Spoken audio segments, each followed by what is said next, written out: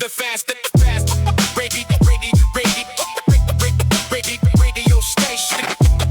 The fantastic. So my name is Stas Siperson. I'm a lender, right? So I specialize in residential lending, whether it's for primary residences, vacation homes, investment properties. I'm the president of Maine Capital Mortgage, which is kind of a new venture. We're a trade name. We're a division of a company called Cornerstone First Mortgage out of California. And I've been doing this since '03. So I've been doing loans for a long time at this point. 23 years? Yeah. Mm-hmm. Wow. How's business? Really good. We're having our biggest month ever, and it's literally like, so we had our biggest month ever in May. We joined here in February, and then in May we had our biggest month ever, and then in July we're having another biggest month ever by like 25% from it's stupid. Like, I'm an anomaly, dude. I just keep just fucking blowing up. Dude. It's kind of weird. It's like our team is so amazing. And we're so attractive because the mortgage industry, it's small. Everybody knows each other. And we're like the mecca of mortgage companies. Cleveland is like Cross Country, Union Home, Rocket, like there's all these gigantic mortgage companies. And then there's my loud ass, like, fuck everybody. I'm going to do it my way. And, we're fucking different. And we make mortgages fun. And we've been attracting a lot of talent, man. Like, my retention is ridiculous. Like, the only people that ever separate from us are people that don't fit our culture. It's us saying, hey, you don't really fit in, so we can't have you here. Like, we don't do prima donnas, we don't do egos, none of that shit. And I believe in leading from the front. Like, I'm number one almost every month here. So, I mean, I still write loans, I generate business, I run the office, the multiple other offices, I work on recruitment, all that. So this, I will say, I do want to touch on your team because I've been seeing, like, your Facebook posts, and I, like, checked out your team's, like, page today, and, man, I was like, where can I apply? Like, the job application, Like, because it just, everybody was having fun, but you could tell everybody in that picture on your, like, your banner on Facebook, everybody looks like they're having a great time, but it looks like serious business. Yeah. Like, you have fun. Yeah, we do. We have a lot of fun. Like, the team motto and what I try to instill in the team is, be honorable in all your actions.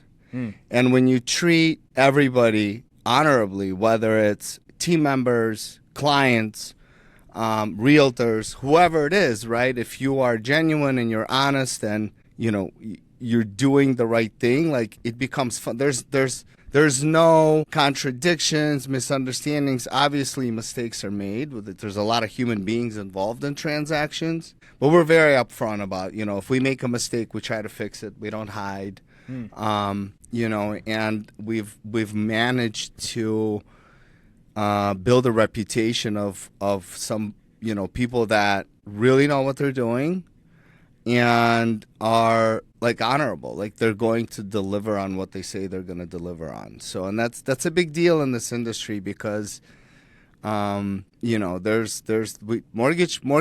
bankers and brokers don't really have a great reputation for being honest and honorable and doing things the right way. So we're very proud of that. That's awesome. So this is your baby, right? Like, Yes. This is you. Yes. How did this? Well, let's just back up. Let's go before that. What did you do before mortgages? Have you always been like? No, I sold computer hardware. Okay. Have you always been an entrepreneur type? Yes. Okay. Yeah. So tell me where it So started. my first business venture was in the Soviet Union. Okay. Okay. Because I'm from the Soviet Union, and you weren't allowed to have a business. My grandfather was he was the head of this manufacturing company that made different size generators, right? From home generators to massive. It was like, a 2 mile square foot factory that he was in charge of. And what they did was they would have like these delegations that would go to countries that were controlled by the Soviet Union. So like East Germany, right? That was when they had the wall and everything. Like it was under Soviet control and rule. And so they would go on these delegations and they would be allowed to buy things in these European countries. Because in the Soviet Union, it was like we had, they had like 3 types of shoelaces: white, brown, and black. And that's it. That's the only shoelaces they had, and they were all just, Yeah. And like markers, right, were rare, like because they didn't have markers. I mean, it's really hard to explain to somebody that grew up in America that communism's garbage, right? And there's shortages of everything. So my grandfather brings me this pack of markers from Germany, and I'm like, I don't know, like 9 years old, and I go to the store, and you could buy like white shoelaces for, I don't know, 5 cents a pair or some shit like that, right? And I buy all these shoelaces, and then I so this would be 89, 90, and you gotta kind of understand that like the Soviet Union's at least 10 years behind developed countries, and I took the stems out, and I got like these gallon jugs.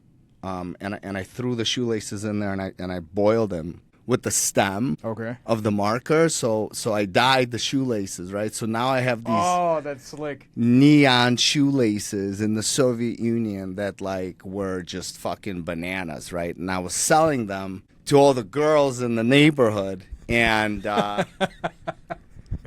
and I was selling them for like $5 a pair. And for you to kind of understand like what that means is like the average salary was $35, for example, right? Like shit costs different. Like your electric bill was 25 cents. So here I am, this punk kid, 9 years old, selling these colored shoelaces to these girls. They want to put them in their hair. They wanted to put them on their shoes. Like it was beyond anything that anyone's ever seen. And like we had a mob because these kids were like stealing money from their parents to buy these shoelaces from me. And we had a mob show up at my grandpa's house and like threaten to like report me to the authorities, that I would get arrested. So my grandpa refunded everybody, but that was like literally the first business venture I ever came up with. Were you hooked? You must have been hooked. I mean, I don't know. As long as I can remember, like when I came here to America, I barely spoke English. I was in 6th grade, and I would get in trouble. I was like ADHD kid, and I was just always just a fucking busybody, and I don't conform. That's just against my nature. I go against the grain. And I remember I got in trouble. I got in a fight or something. I don't remember. And I got sent to the principal's office. I'm in the country like fucking 6 months, right? I don't know shit. How old were you when you moved here? 11. 11, okay. So I'm in middle school, like 6th grade, and they sent me to the principal's office, right? And I'm sitting there and I'm waiting for the principal to see me. And I'm looking at like this, I don't know, whatever. They had a shelf or some shit. Like they have those like boxes of like with blow pops on them and like pictures of paraplegic kids and shit. Yeah, buy like, one, 25 cents or 25 cents or 50 cents for a blow pop. And I'm like, 25 cents for a blow pop? Like that's a lot of money. So I went to Bernie Schulman's, which is Mark's now, but it was called Bernie Schulman's back then. And you could buy candy for like 99 cents a pound. And I bought like, I don't know, I had a couple of dollars, $2, $3, and I bought blow pops and sour balls. And I was selling those bitches for like 25 cents for one or 3 for 50 cents. And I was making like 11, 12 bucks a day in middle school just slinging candy. And I don't know, man. I mean, I've always sold shit. Is there somebody in your family that was like that? No, you had a role model? Or just I am started out of I am nowhere? a complete. I am a total black sheep in my family. I come from PhDs, doctors. All the women in my family are doctors. My father's an attorney. I come from highly educated. Totally, you got to go to school. You got to get a degree. My grandfather had 2 PhDs in chemical engineering and electrical engineering. My grandmother has a PhD. And I was just like a one-off, like completely did not fit the mold, did not just the opposite of everything they, they were raised with or they understood. And it was almost like it also is like it's part of the drive too, kind of, because like if you're doubted from a very young age, like, because I didn't do good in school, right? Because not because I'm stupid, but because like I can't be part of the herd. Like, I'm not interested in this shit. If I'm not interested in it, I'm just not. I'm not doing it. I'm doing whatever I'm doing. So I barely graduated. Then I went to night school. I went to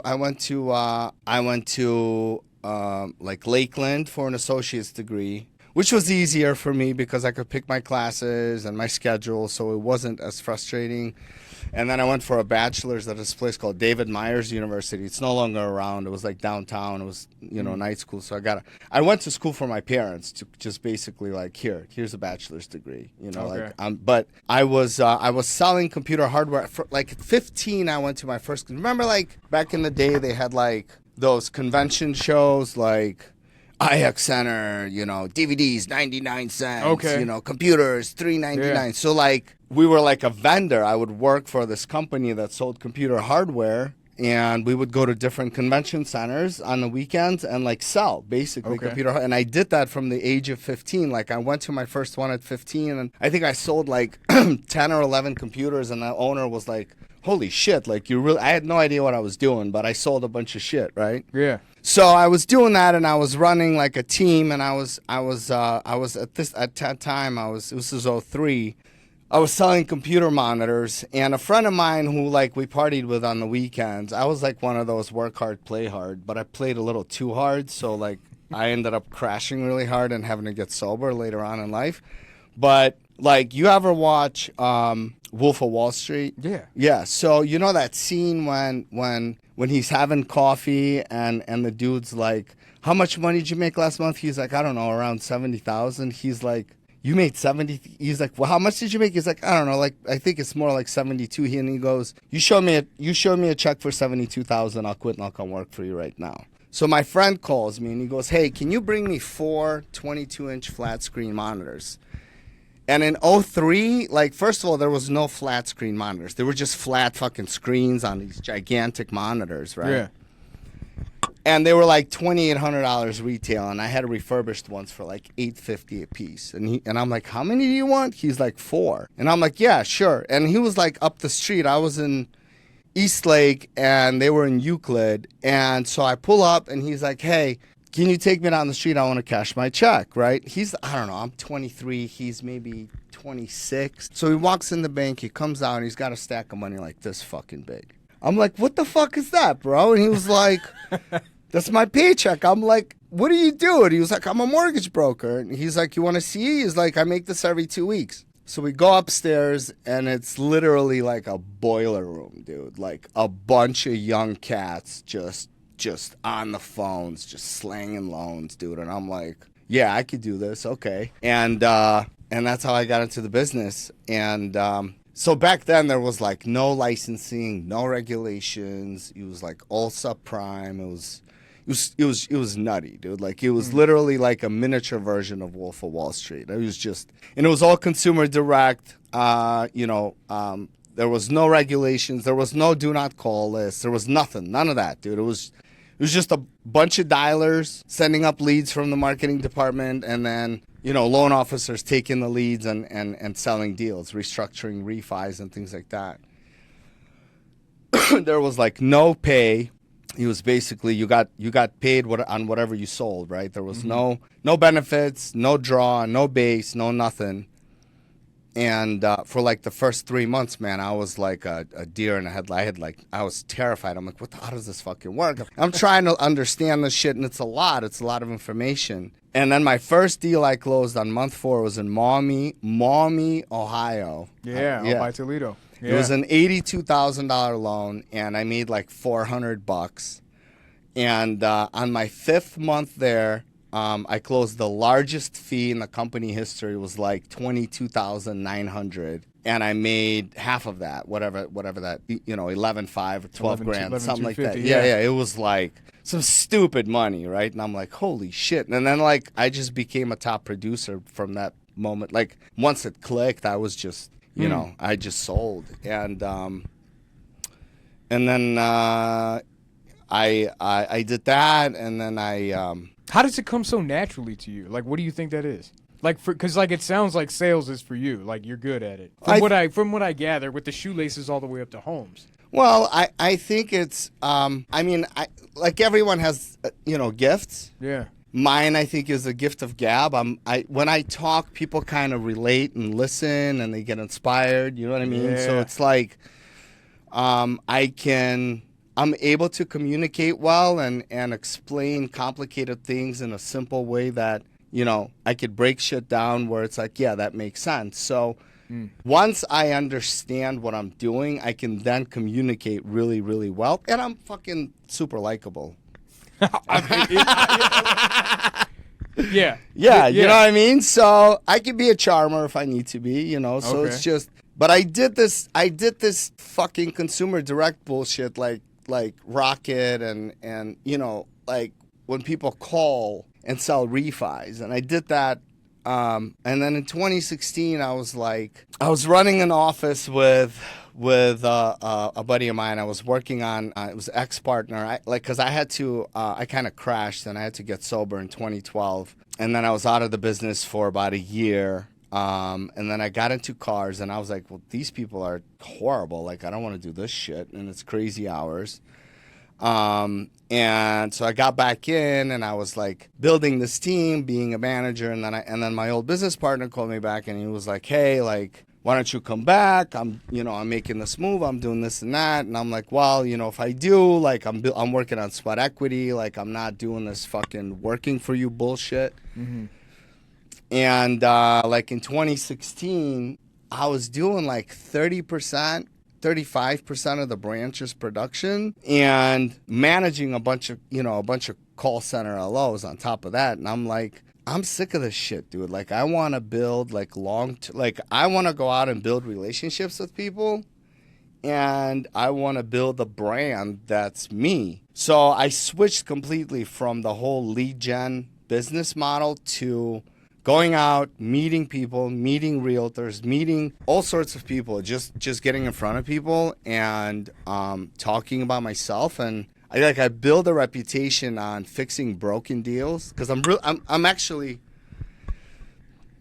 really, really good at what I do, but it doesn't seem that way because I sound kind of retarded, but it's like, because here's the thing, like in sales, it breaks down into like guys that can fucking sell really well, right? Mm-hmm. That all they can do is sell, but they don't understand shit about paperwork or structuring deals, or because it's complicated. There's a lot of moving parts in structuring a deal and knowing, how to put the puzzle together to make it work.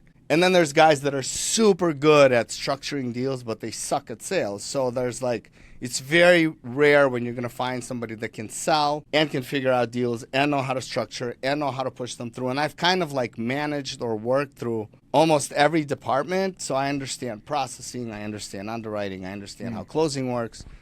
And I would just go out and say, listen, whatever's falling out, whatever dumpster fire you're dealing with, send it to me and I'll fix it. And I did, and I started building a reputation on that, and I was very like diligent about requests, like having online reviews and having an online presence. Like, my whole thing is like relentless self-promotion, right? Like, if you look at my social media, a lot of people get a sorry guys, there's my ass for you. A lot of people are like, maybe turned off by my political posts or my views, right? To me, it's all just attention. I have business accounts that are connected to that. So if I'm having a bunch of activity going on, whether it's good or bad, because listen, nobody's gonna be liked by everybody, right? But if I am throwing something out there that's controversial or funny, well, first of all, for me, social media is just entertainment. Like, I don't like, that's all it is. Like, yeah. people are spazzing out over things, and I'm like, this is just funny. Like, boop, and somebody just loses their mind over it. It's hilarious. But it allows constant activity on your page, where then once you start advertising or posting something from the business page, you get a lot more exposure. And we do amazing business, and we take care of our clients. I mean, we don't care what political affiliation you are. We're going to take care of you regardless. Yeah. So we back it up with all these amazing reviews everywhere you look. You know, we just dominate, and we have, you know, all these people are just so happy with how we do business. And it's been like instrumental in just building the brand and building, you know, I've been branding the line for the last, I don't know, 8 to 10 years maybe. Like that's just my own thing, right? But now when people say Stas, it's like, oh yeah, it's the line, you know? So it's almost like, what's the word I'm looking for? When you're like programming people without them realizing that, you know what I mean? I guess it would just be branding. Yeah, but it's kind of like it's stuck at this point, Yeah. right? I'm the line, like everybody knows, Yeah. right? So the Maine capital, we had the play on words of Maine, where it's MANE, like a lion's mane, lion's and then we mane. have the lion in a business suit. Like it really fit the whole, you know, thing we've been doing. We've just been like advertising somebody else's brands for so long, because we were with one company, then that didn't work out, we had to switch, and then that, you know, they went out of business, and then we had to switch again. And I was like, you know what, like fuck this, dude. I spend all this money on promoting, and I'm promoting somebody else's brand. Like it's not even my brand. So we started Maine Capital, and we're featured on Cleveland.com and Crane's Business, and there's a whole, like, you know, like I'm trying to get as much online exposure, because AI is going to be the next crawlers, right? Like people aren't going to Google anymore. They're going to ChatGPT for recommendations. And you could just ask ChatGPT, how do I become recommended on here? And it'll literally give you a plan of action of what you need to do to move up in the ranks. So I've just been dicking around with all the different AIs and trying to do that. One thing I did notice in your building, your guys and women, your team is young. Yeah, we have a lot of young guys. Yeah, like a lot of energy, a lot of young, and that's the future in my mind. And that's what it seems like it's what you've hired is a future, because you know, like they're the next generation maybe. So we have a few old dogs. I mean, It's I only kinda saw cool. a couple people. Yeah, in the hallway. they're not all here either. We have satellite offices, but I have two guys that one of them was one of my sales managers when I started. He runs an office for us out in Lake County. Dave Mack, he's amazing. Like, actually, the first person who ever tell me I needed to go to AA, I was all retarded in his office, just blitzed, right? Like 24 years old. And I'm like, yeah, you need to go fucking to AA. What are you talking about? And we have John Marinucci was a guy who was just a machine that taught me this really cool concept. All he did was call aged leads. Like everybody wanted the hot lead off the press, right? Like it's hot. I'm going to call it. I'm going to sell it right now. And he only called like 60, 90-day-old leads. And he would like do like 30, 40,000 in fees every month. Like he didn't give a shit about the new leads. And I remember like I was in his office one day. I'm like 23 years old. I'm super young. And I'm like, how do you do it? I'm like, you got this stack of leads and you make, 100, 150 calls a day, and sometimes you don't sell anything. And he was like, all right, well, last month I made 25,000. And let's say I make 100 calls a day and I work 24 days a week. That's 2,400 phone calls. I take 25,000, I divide it by 2,400 phone calls, and whatever that number is, 10. I don't know what that number is, $1 something. Every time I pick up the phone, I make $1.50 or I make $3. It doesn't matter. He averaged it out, right? But psychologically, because it's so easy to get stuck in like this fuck and get a bunch of go fuck yourselves and I don't want to talk to you, But to him, I was like, I don't care. Every time I pick up the phone, I make money, right? Like, you got to look at the overall effect. And it was like life-changing for me at the time, because it was upsetting, because I didn't know a lot of things, and I would stumble on my phone calls, and you got to learn the ropes, and it was scary, and there wasn't a lot of training back then. It was like, here's a phone book, go sell something.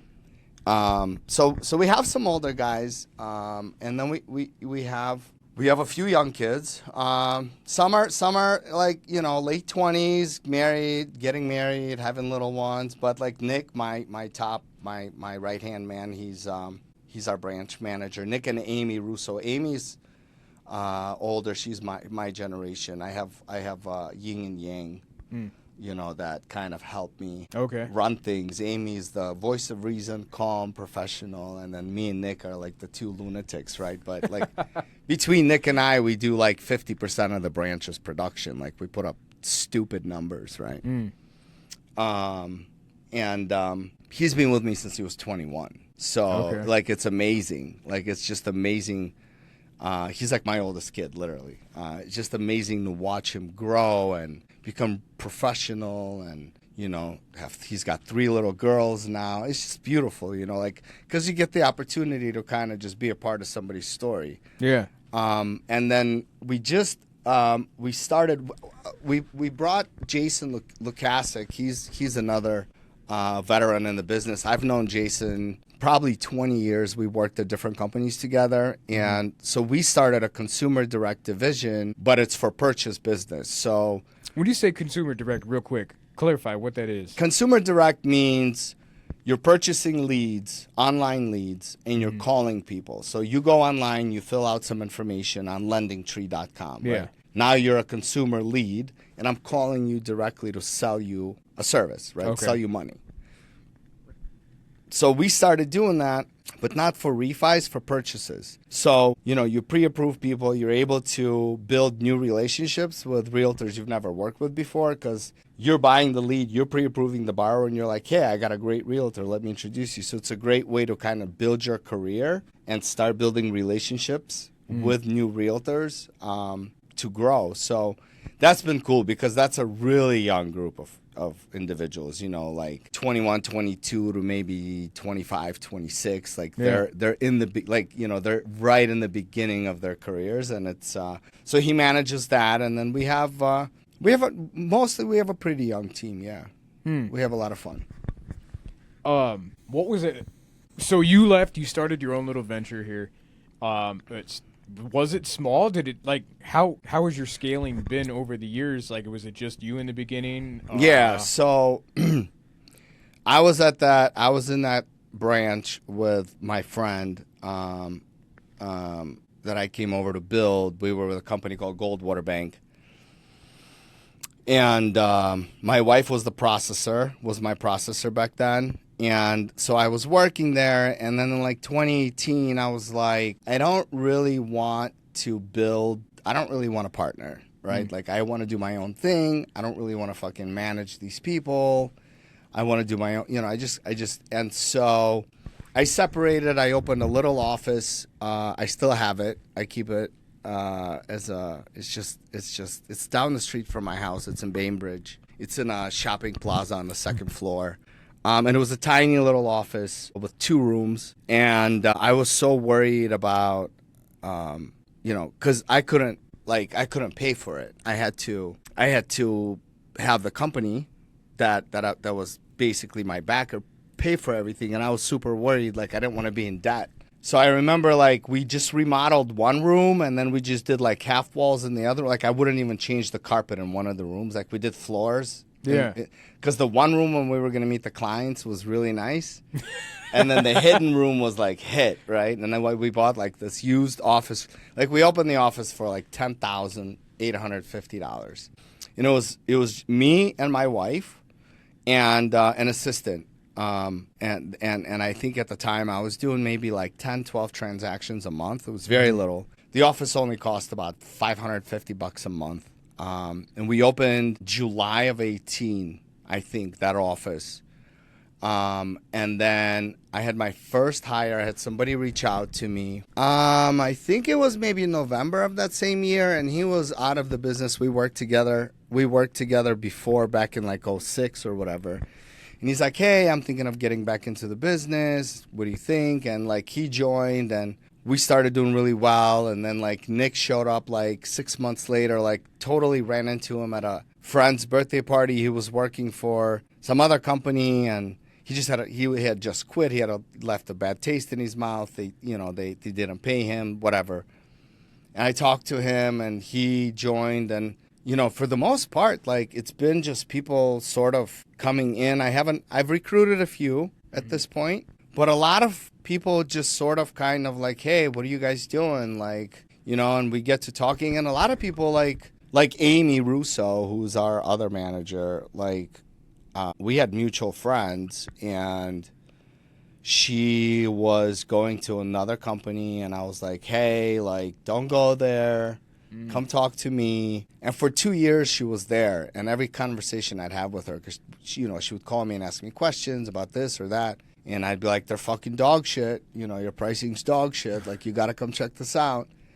And like a lot of people, you just end up, like, I'm genuine, dude. You know what I mean? Like, you can come and sit at our sales meeting, and you'll see that, like, there's no smoke, dude. There's no ulterior motives. Like, it is what it is. What I say, it is what it is. Like, we don't, and a lot of people in this business are deceptive, right? Like, if you're a top producing loan officer, they will be your best friend and make everything sound amazing and offer you all this upfront money, right, for you to join. But then they put you into this contract that is basically like a golden cage or handcuffs, to where you're like, if you want to leave, you got to pay back the sign-on bonus, which they paid you and you paid taxes on, but now you got to pay the whole amount back. They'll sue the shit out of you for non-compete or non-solicit. So, and then they change things on you once you're onboarded, right? You come in and you see the introductory rates, the rates you see on a bank's, on a bank's window with a big asterisk next to it, the 199 with an asterisk, and then you read at the bottom, it's the introductory rate for the first 90 days. Then the shit goes up, and so... Grimy. And it's common practice in this industry because there's no free money, right? Nobody's going to hand you a whole bunch of money because you're amazing. They're just going to give it to you up front, and then they're going to build it into your pricing until you now have to cut every loan and make the minimum amount of money that you can make on it because you're so, priced out of the market. So we don't do none of that. And when you talk to people and then, when they call you because their underwriters can't close a loan and they send it to you and you close it in 10 days, they're like, how the fuck did you do that? Like, I know I'm a loan officer, right? Like, I'm in the ditches. Like, I'm doing, like, I know their pain. I know the market. I understand everything that's going on. I experience all the same things, but I'm also an owner. And so, like, when I talk to professionals or senior loan officers that have been in the business, like, I feel their pain. I understand what the pain points are, and I'm like, that's not what you look for. Fuck that sign-on bonus. You're just gonna pay it back later. Don't sign that contract because that's a cage. Yeah. And I just do everything differently. I opened my business with the idea of I hate so much shit about this business and the people in this business. I'm going to do the opposite of everything I hate about this business. And it's worked out amazingly. Like, we're super blessed. We keep growing in, like, the worst rate environment. We just keep growing year over year, 20%. And we're attractive. Like, we do have an awesome team. We do, like, I'm not going to outspend these big guys, right? I'm not going to come in to a brokerage and throw a bunch of money around to the owners of the brokerage and force realtors to use my loan officers, because that's a common practice.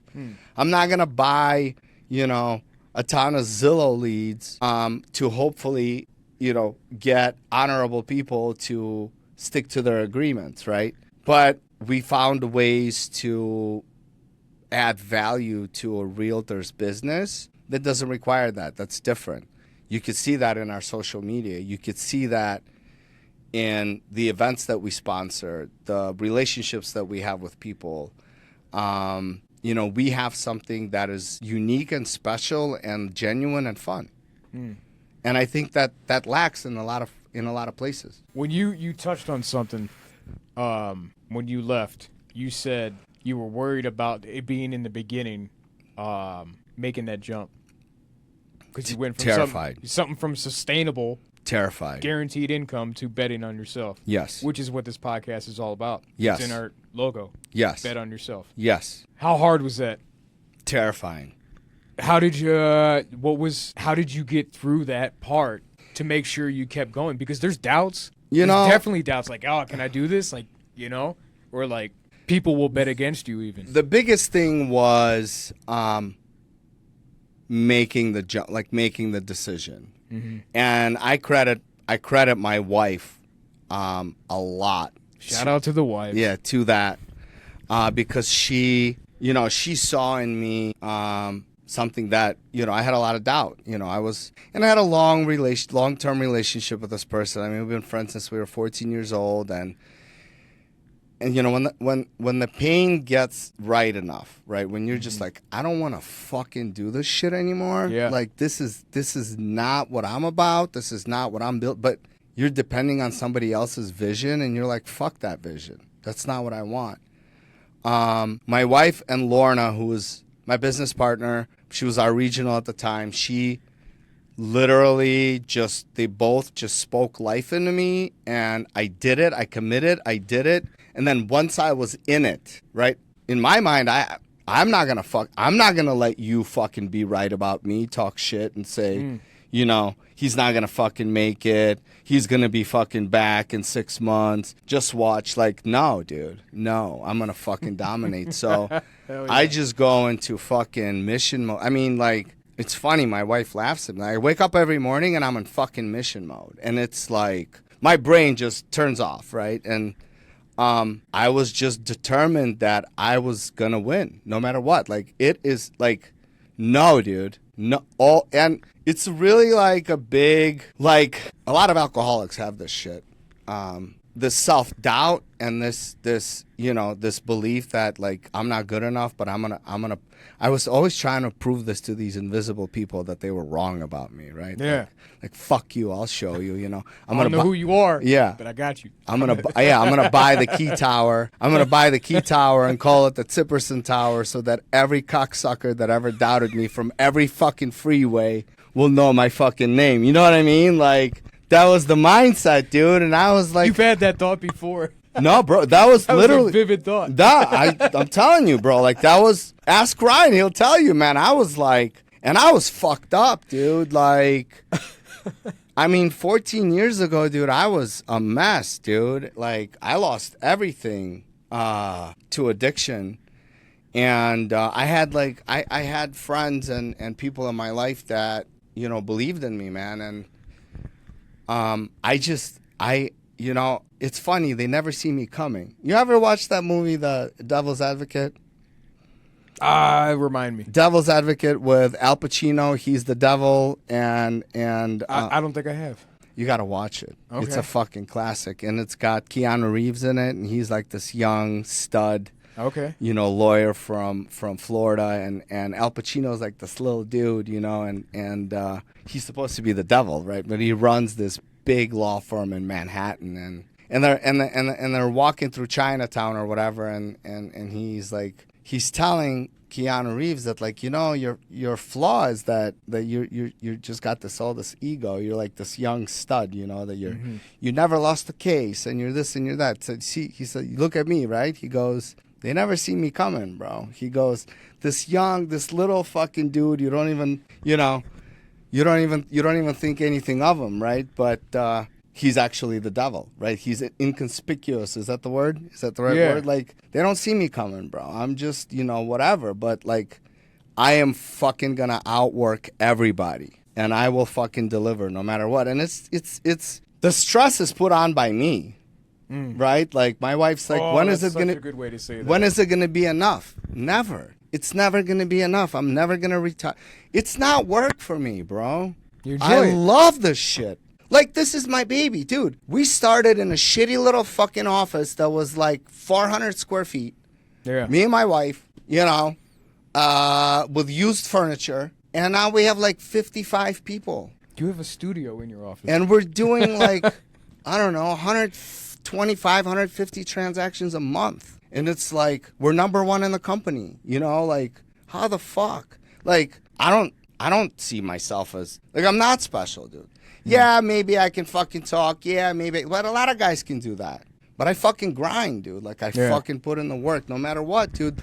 Because I lead from the front. Like, it's key, right? My team is dedicated and is driven because they're like, fuck, this fucking dude, he's got a wife in law school, 2 little kids, multiple properties. He's got this business. He's got another business. He's got this. He's got to travel. He's got to fucking help with region stuff. He's got to do this. He's got to do... And he's fucking doing 5 times more than the average loan officer in this office. Like, what excuse do you have? What can you possibly say? I'm in the fucking gym or with a rucksack on my back at 5 o'clock in the morning. What time did you wake up? Like, I've answered all my emails by 4:30, bro. What the fuck are you doing? So, but once, if I'm determined, if I'm like, and a lot of it's like for the first 6 years, maybe Q1 is like the fucking worst, dude. For car sales, mortgage, like Ohio is just dog shit in the winter, dude. Like everything just dies, right? And I am just like, I'm prepping myself at the end of Q4, and I'm like, all right, I'm just gonna, keep the money in the P&L. I know it's gonna be slow. It's gonna be, this, that, and the other. And then like I survived January, but like February, it's full on panic mode. I'm a fucking failure. I'm gonna lose everything. Like, this is all gonna come crashing down on me. No. The first 6 years. First 6 years. Yeah. So that hasn't happened recently, but that was the drive that I needed, the kick in the ass that I needed. Every winter I would put these blinders on, man, and I'm like, well, what do I need to do? What do I need to change? If you pick up, what business can you pick up the phone and fix all your financial problems in 90 days? First time I've ever heard of it was right here. You know what I'm saying? Like, Okay. if anybody's struggling in loans, all you have to do is pick up the phone or go out and meet people. People are like, oh, how do you get all this business? Well, I'm constantly communicating with people. I'm online in groups of investors. I'm going to events. I'm going to networking groups. I'm reaching out to realtors. I'm reaching out to buyer's agents. I'm reaching out to listing. I'm reaching out to my old clients. I'm reaching out to my CPA. I'm reaching out to my friend. I'm talking to... It's my business. It's relentless self-promotion. What the fuck are you supposed to do with your time other than go out and generate business? Like, that's my job. Whether I'm trying to recruit and convince somebody to come join us, or I'm saving a deal, or I'm talking to an investor that's, considering purchasing a portfolio. Like, you got to be knowledgeable. You got to understand what the fuck you're talking about, but you still got to work. It's not gonna fall out of the sky. Yeah. One thing I've noticed, and you touched on it, and I think from an outside point of view, why you're so successful, you've touched on it. This is this is your personality, and you're honest, you're straightforward, which... It's so hard to come by people who are straightforward and just straight shooters, I feel like, nowadays, because everybody wants to put on the facade on Facebook and Instagram. Sometimes I do it. I'm guilty of myself. I want everybody to see my happy life and all this other stuff. But there is something that's nice and kind of forgotten about just being straightforward, being honest, being direct, and not being about self, if you will. And you're succeeding because you're just being honest. Well, and open. I agree. I appreciate that. It's not for everybody. Yeah. I turn off a lot of people. A lot of people see the directness as being abrasive, and they can't really handle directness. Yeah. Which is fine. But what I did always in the business is I always wanted to do units. There's a lot of people that chase fees and chase high loan amounts. Okay. I always chased units. I don't care if you're buying a $50,000 property or if you're buying a $1 million property. I just wanted to learn and build systems to be able to scale units. So to me, the money will come if you talk to enough people and take care of enough people, right? So, we're in Ohio. Our average loan size is like 197,000 or 205 or some shit like that, right? Like, I'm competing with guys in California. Their average loan size is like 760. Okay. But they're doing 10 loans a month, and I'm doing 35. I'm doing like 11 million this month, which is absurd. Like, the highest month I've ever had was like 7.5 before, 32 units.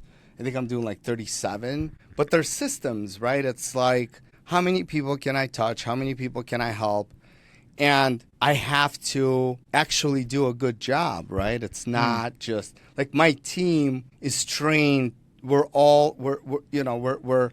very service oriented, client oriented. I just read this book called Unreasonable Expectations. Okay. Highly recommend.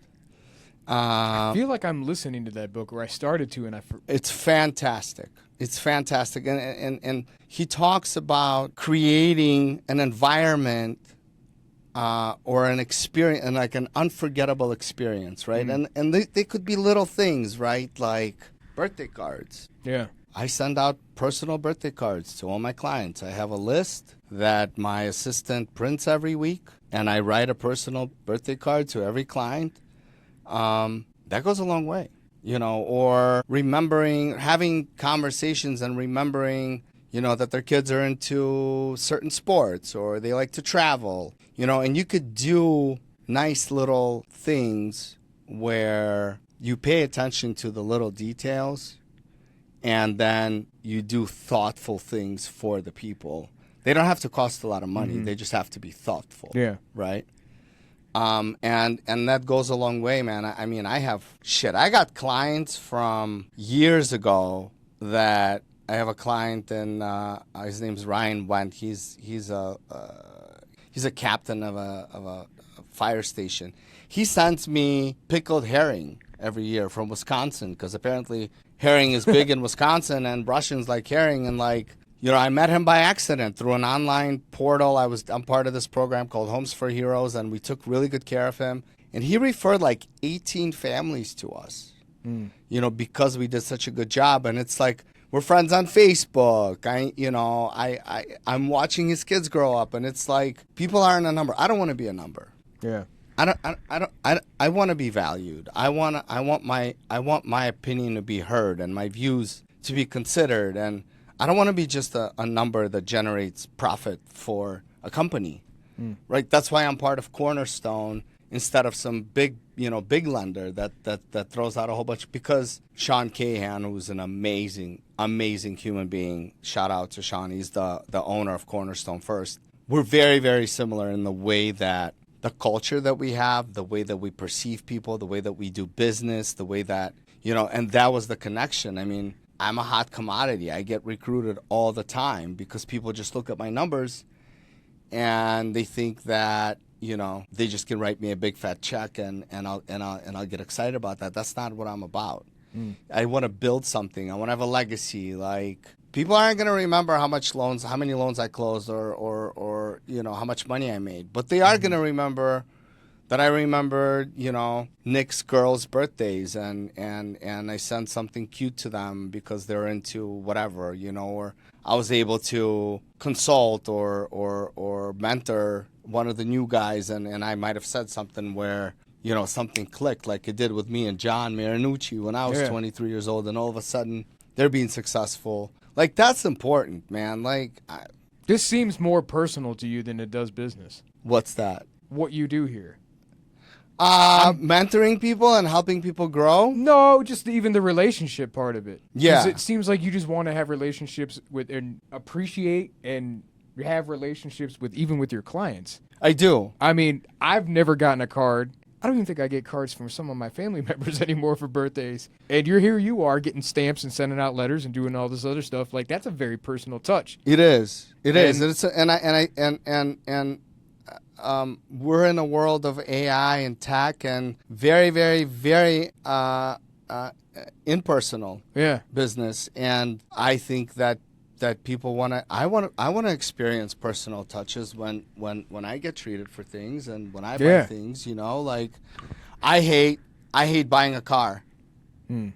I fucking hate that experience. I fucking can't stand it because it's this whole process of bullshit of this, snake oil fucking, then you got to sit there and wait for the financing. And it's like, it kills your whole fucking day, right? You're supposed to go and have a fun time and buy a car and be excited. Yeah. And you hate these motherfuckers, but and then they try to beat you up on your trade, and it's and they're fucking scumbags, and you're like, fuck this, dude. Like, I hate Then this you shit. go to finance and they want to sell you stuff. Yeah. And what, it's the wheel like, entire package? like, I'm going to give a shout out to Michael Lake and the Lake and Mercedes and Volvo. I think they're out in Menor. Like, Okay. they're amazing. I Right. call him. He's a friend. I bought multiple cars. I go, Mike, I need a car for my wife. Just put something together for me. I don't need all the bullshit. I just want to come in and sign documents. No problem.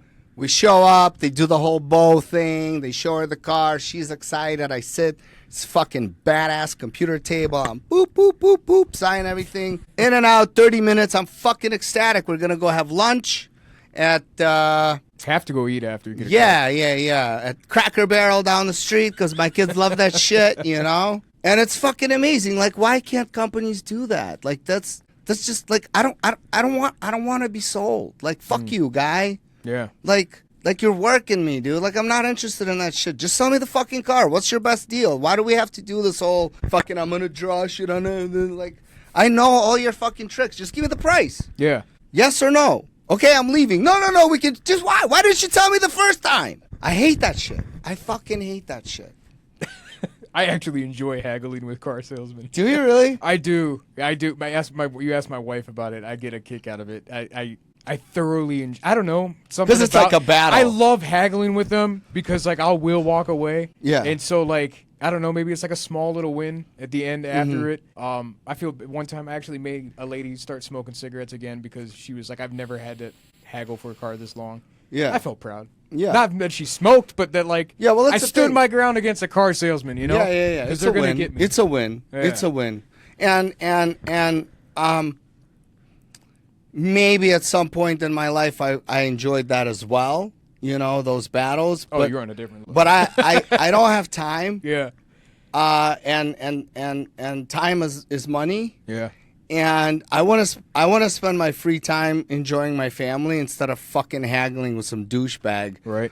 over, fucking rubber floor mats. Like, bitch, just give me the fucking floor mats. I'm leaving. I'm signing my, you know what I mean? Yeah. Like, come on, dude. Oh, that's going to be $400. Get fucked, bro.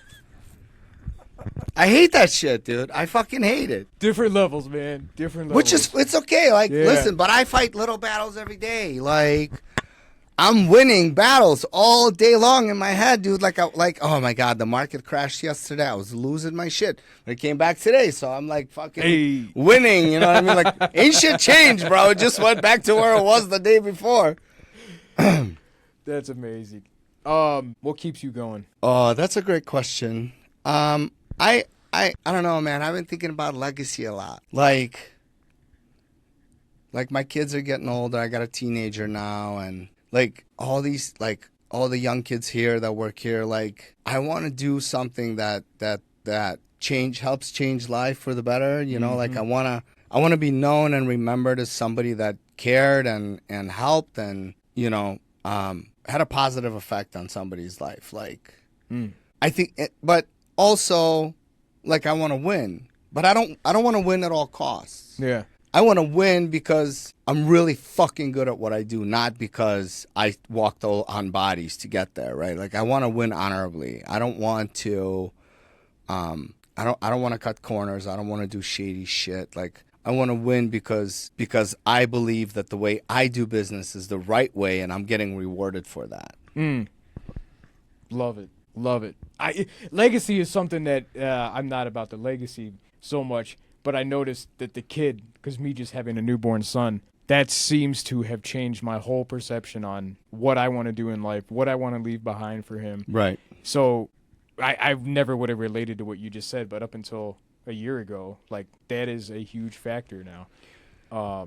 And I've heard you talk about your kids before, and they sound like little geniuses and amazing kids and a beautiful family. So congrats on that, man. Thank you. That's awesome. Well, I keep mentioning AA because AA saved my life, and I'm not anonymous about it. I talk about it openly, and because I want people to know so I can, so they can talk to me if they feel they have a problem. And I was told a long time ago, like, everybody's an example, what to be like and what not to be like. Good, bad examples. Like, I whether I like it or not, people are watching.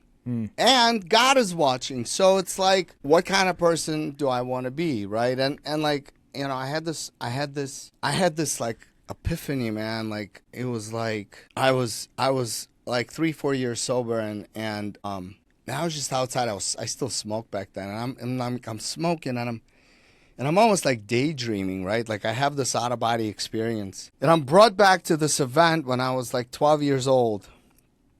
And I'm like hovering over and watching it transpire, right? And it was this I went to a birthday party, and these people were really they were really close friends with us, and I loved them like my second parents. And I don't know what happened. When we came here, my dad and him, the other gentleman, they had a falling out. And I show up, I went out, and I raked all these leaves as a kid down the street, and I cut grass, and I saved money, and I bought this pretty little gold bracelet for my friend. I was in love with his daughter. And I show up, and they come to the door, and I give her the gift, and they don't invite me in. And like, I don't understand why they don't invite me in, because I didn't know what happened between parents, right? But Yeah. like, I'm here for her birthday, and I'm not invited in. And like, I'm super hurt, right? And I feel like I'm just not good enough, right? Like, I'm not good enough to be loved by this person who I admire and care about so much. But I like stiffen up my lip, and I'm not gonna fucking show that I'm hurt, and I'm gonna be a fucking man about it, and like, I walk back to the car, and we talk about that, like a psychic change occurs, right? In a 12-year-old's mind, where your belief system gets flipped, right? And all of a sudden, you're like, I'm not good enough to be loved, respected, understood. Like, I'm going to have to fight my whole life to prove myself. And that stayed with me my whole adult life. I had this belief system of a 12-year-old that I didn't even know subconsciously. And I had this experience, man, and something like, it just felt like, that's not your fault. You didn't do anything wrong. Like, that's a lie. Yeah. And I was like, I've been believing a lie since I was 12 years old. And like, this fucking weight just fell off my shoulders, bro. And I was like, I don't give a fuck what people think about me. Like, I only care about what my maker thinks about me. Like, I'm building a relationship with my maker, and I'm not everybody's cup of tea. Like, I know what my intentions are. I know what the fuck I'm doing. I know I'm going to bed at night, cool, calm. Like, I got nothing to worry about. I'm not, so Yeah. it was just like the ability to be comfortable with who you are as a flawed individual, but trying to get better every fucking day, Yeah. it's very freeing. And I really don't care how people perceive me, because people that know me, they know who I am. They genuinely know who I am as a human being. And I can be abrasive. I can be a ball buster. I could be loud. I could be obnoxious, but like, go ahead and judge a book by its cover. I don't give a shit. You know what I mean? Because the people that are supposed to be here are going to stay here. And people that are supposed to be removed, they'll be removed. Yeah, man, that's so much to digest. That was so much good stuff there. Do you have a mentor or someone you look up to, or someone in the game, even though you're this far in the game? Yeah, always. I do. I'm part of a coaching program. I definitely look up to Sean, because he's my age and got this massive company, and so much farther ahead than me in this business, where there's no ego. Like, we're friends. Yeah. And like, I just want to learn and soak up all the information. And there's definitely, I have a lot of mentors around me, and whether it's people in the program or people in the business that I can reach out to and talk and get ideas and brainstorm. And I'm very, very open to growth. Yeah. Maybe I'm far ahead, but there's people that are much, cross-country mortgage doing like $50 billion a year. I'm doing fucking 300 million. Like, there's the way to go. There's a little bit there. There's levels. There's levels. There's levels to this shit. You know what I mean? Yeah. Legacy. Building that legacy. Yeah. What would you advise someone who is interested in getting into this business, or who has questions or just even curious about this business, how would they go about, or what should they know about this business before getting into it?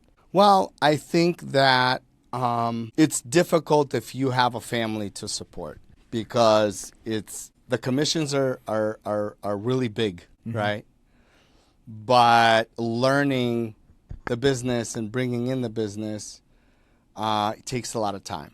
So I would recommend either going into a business with very, very strong training and lead flow, like, say, Rocket Mortgage, right? Where they do a lot of training. They provide you with, so you can have some wins, and they give you a base salary so you could kind of sustain your existence until you learn the business. But you're only going to learn so much at a big place because they limit your ability to learn because they don't want you to learn. They want you to be a worker bee. You know what I mean? So they want to, or you could go work for, a bank and learn there where you have a cushion.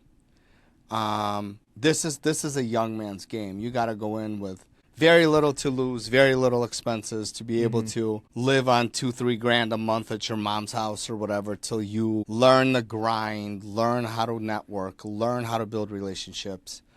And then at that point, you can start really growing in the game. So it's very, very, like, I'm top 1% in the nation. The guys, the average loan officer makes 180 to 100 grand a year. Okay. On average.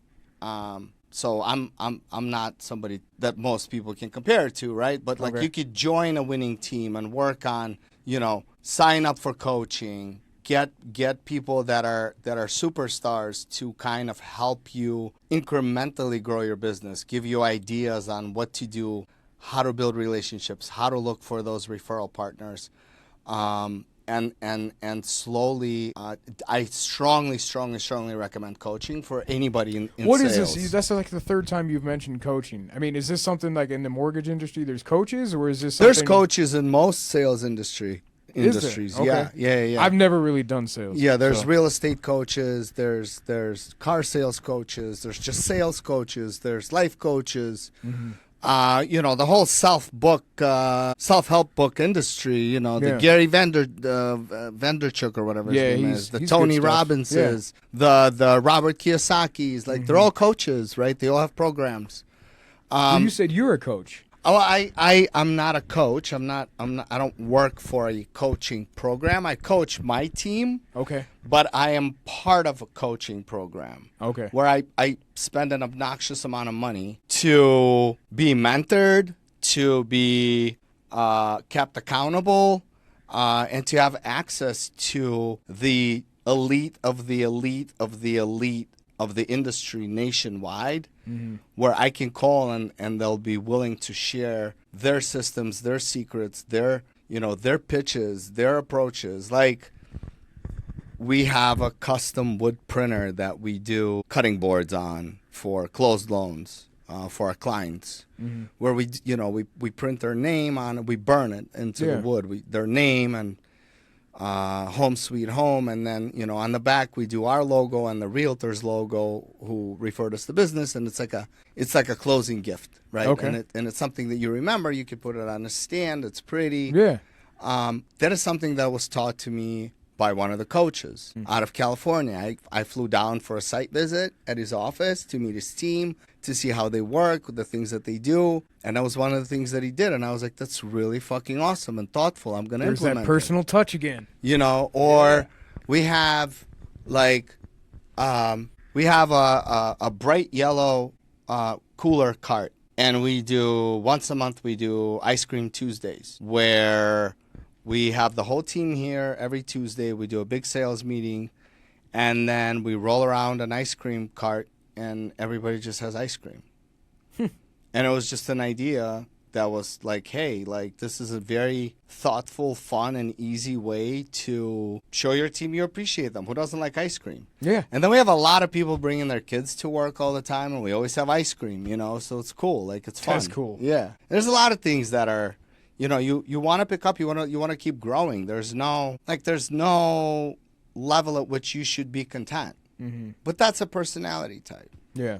You know, I just keep going. And it's shocking. It really is. It's like, I'm the same person, dude. I'm very consistent with who I am. Very genuine. I'm the same person I was 5 years ago. I'm the same person I was 10 years ago. It's just that more and more people are coming around and believing in my vision, and like it's blowing up, and it's like, I don't know how that's possible, but it's pretty fucking amazing. Yeah. It is. I'm just sitting there thinking, going from 5-cent shoelaces Yeah. all the way to here you are in Cleveland, Ohio, and the things you're doing, handing out custom cutting boards for people who are using you guys, and it's always the personal touch I'm gathering with you. Yeah, I think that's the most genuine approach. People, again, we're not perfect. We're human. We're human. We're gonna make mistakes. Nobody's but perfect. Yeah. we have to own our mistakes. How you handle bad situations tells me a lot about who you are as a person. You know, like, this is a big deal. People are worried. People are scared. They're buying a home. It's the biggest investment of their life. Like, you want to make sure that they're not under all this stress or feel in the dark or don't know what's going on. I mean, I pick up the phone at 9, 10 o'clock at night sometimes to answer questions. Hell yeah. Like, we do like little things like, oh my God, my ear hurts in this thing. We're almost done. We're going to wrap it up here in a minute. Like, everybody on my team that communicates with the client, whenever an appraisal comes in, Okay. and they're speaking with the client or the client's spouse, I want them to tell them something nice that they like about the house. Okay. Right? Like, you're purchasing a home, you're stressed out, you don't know what's going on, this is all new to you, and you're getting all these documents, and it's all scary, and you're calling with questions, and they're like, oh my God, I saw that kitchen, I absolutely love it. Like, is that the reason why you got the house? Like, it allows the people to kind of just take a breath of fresh air and, like, not it be so scary. You know what I mean? So to wrap this up, what is one piece of advice that you were given, or one piece of advice that you would give to someone who is a self-made entrepreneur? I think the best piece of advice that someone has ever given me was concentrate on one thing. Become really, really, really, really good at it and concentrate on growing that. Do not spread yourself thin trying to figure out and be this business person that does this, that, and the other. Grow your business, make it self-sustaining, and then you can look at other things. But I love it. I say this all the time. Every morning I wake up and I bet on myself. And I think I'm a pretty good fucking bet. You know what I mean? Yeah. So it's like, I'm a pretty good horse to bet on. So I'm going to wake up every morning and I'm going to bet on myself, and I'm going to push myself. Like, nobody's going to push you. I have a stamp in my office with it's a picture of me. It's like a picture of me smiling, and it says, nobody cares, work harder. And that's a thing, right? Like, Yeah. Nobody cares, dude. Work hard. Like, people come in and That's on the shirt you're wearing on Facebook. Yeah. With all your whole team. It says work harder. nobody cares, work Yeah. harder. I believe that. Like, work harder. It's so easy to complain and blame and, be a victim of circumstances. Like, bro, we came here with $300. We had nothing. Nothing. I barely graduated high school. Barely. I went to night school. Like, Your family came with $300? with $300 from the Soviet Union. Nothing. Didn't speak the language. Nothing. We had nothing, dude. Hand-me-down clothes and furniture. The gentleman I had on last week or 2 weeks ago, immigrant from Israel, he had $50 to his name, and he now has a nice portfolio, a business. Yeah. Same so as you. Nobody owes you shit. Like, you live in the best country in the world. Just fucking work. How hard is that? Just fucking work. I love it, man. Maybe read a book once in a while, expand your horizons. Get off TikTok. Favorite book, what is it? Atlas Shrugged I've heard about this book. by Ayn Actually, Rand. recently. Atlas Life Shrugged. changing. Okay. It's Life- an older book, right? It's an older book. Yeah. It's from the 1957, but it's still true today. It's about individualism. Okay. It's about individualism versus the warmth of collectivism. And what happens when collectivism consistently pushes on individuals, they just walk away. But it has very strong characters and great ideals. And I was young when I read it, and Patrick Bet-David talked about it. oh yeah, He made his sons have to read it. Yeah. Before they can get like iPad time or something it's like fantastic. That's who. Life changing. I think it's the #1 book of Fortune 500 CEOs after the Bible. So that's definitely my favorite. But Rich Dad Poor Dad was it's a fucking great book. life changing. I don't know. So many. I listen to the stuff all the time. You always get something, man. There's always time to reflect, and you should always be learning. Always be, and nobody is above a head cracking, dude. Everybody in my office, all the managers, they have open access to fucking crack my head and be like, yo, you're out of line. You need to fix that, or you need to go apologize. Because we're all equal here, dude. I'm a member. I would not be here without without the dedication and loyalty and the hard work of all the people here. I wouldn't. They're fucking amazing. That's humility, man. It's the only way. I mean, bro, I did the other thing. I did the ego arrogance thing. It didn't work out for me. Did not work out for me. Honestly, I could keep asking you questions, man, but I'm gonna end it on this because I'm on such a really good up here right now. Good. And it's infectious just talking to you, man. And I appreciate you. Thank you so much for taking the time out of your busy day to come and talk to all of us and listen to your story. Thanks, brother. So yeah, I thank you appreciate so it, man. much, man. Thanks for having me. All right. It's a pleasure. The fast, break it